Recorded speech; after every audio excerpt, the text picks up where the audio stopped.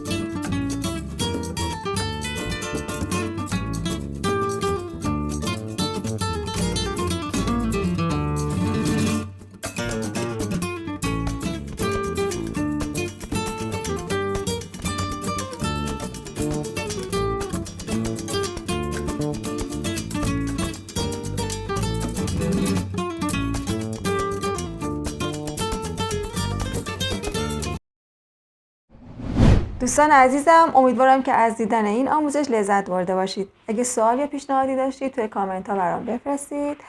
اگه این دسر رو درست کردید حتما عکسش رو برام بفرستید.